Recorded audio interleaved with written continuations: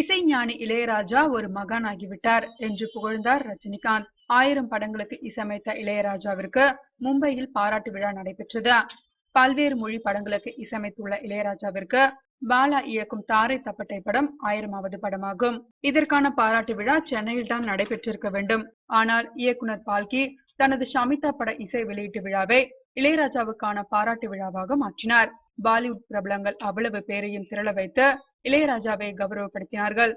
அமிதாப் பச்சன் தலைமையில் நடந்த இந்த விழாவில் ரஜினி, கமல், ஸ்ரீதேவியும், அமிதாப் பச்சன், ஐஸ்வர்யா ராய், போனி கபூர், தனுஷ், அக்ஷரா உள்ளிட்ட பலர் கலந்து கொண்டனர்.